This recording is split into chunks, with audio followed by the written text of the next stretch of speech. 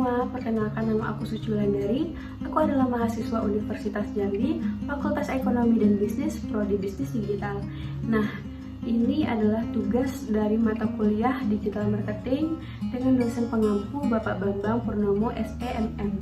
Di sini aku ingin menjelasin ide atau tugas yang telah diberikan kepada aku untuk membuat suatu bisnis dengan bermodalkan modal kurang lebih 1 miliar.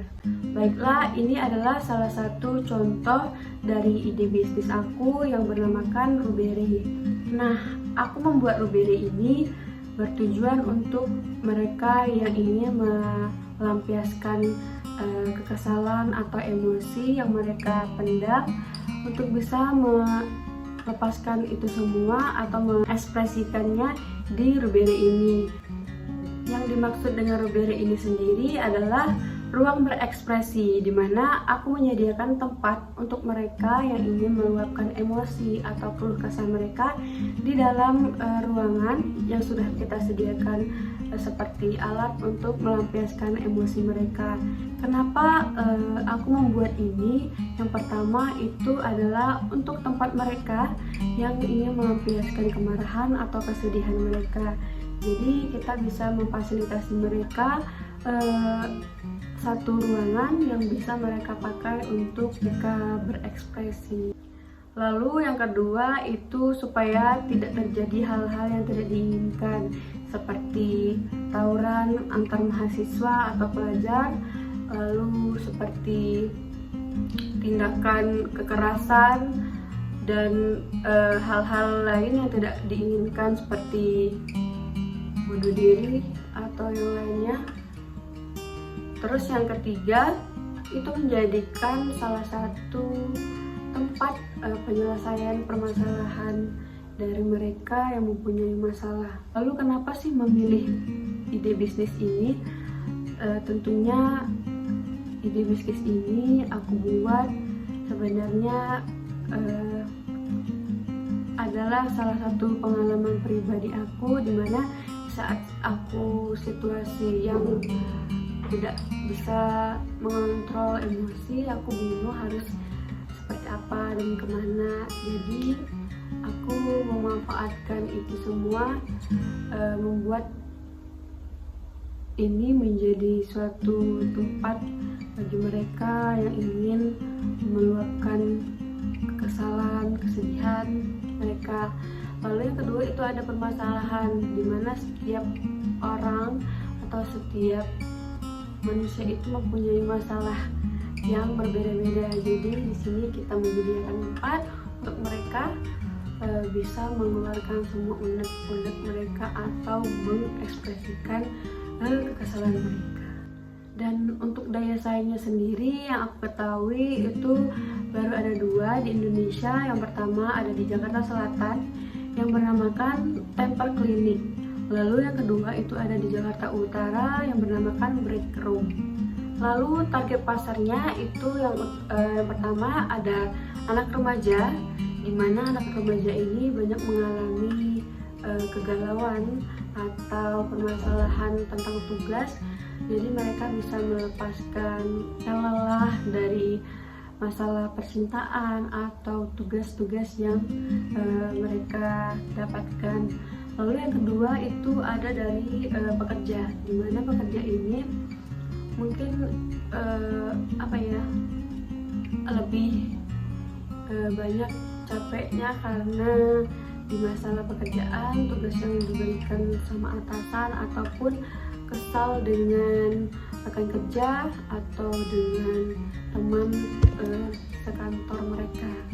Lalu yang ketiga ini ada target pasar untuk mereka yang membutuhkan konsultasi lebih lanjut, di mana konsultasi ini dapat kita sediakan di Rubere untuk mereka yang ingin memperbaiki kesehatan mental dan kesehatan tenangan mereka. Lalu di Rubere juga memfasilitasi fasilitas yang lain seperti bimbingan psikolog, di mana ini adalah kelanjutan dari klien atau pelanggan kita yang masih ingin mendapatkan kenangan atau masih merasakan kesedihan, itu bisa berkelanjutan dengan psikolog.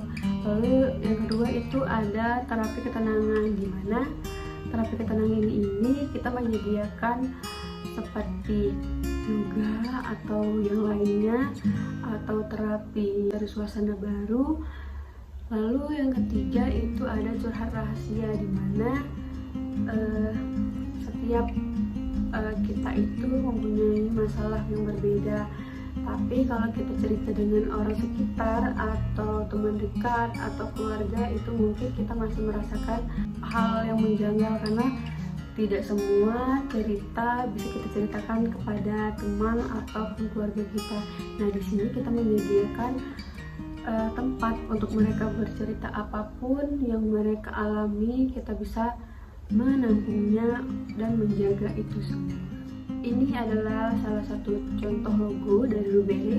Lalu ada 4 sektor pendanaan di Rubere. Yang pertama itu untuk bangunan dan renovasi.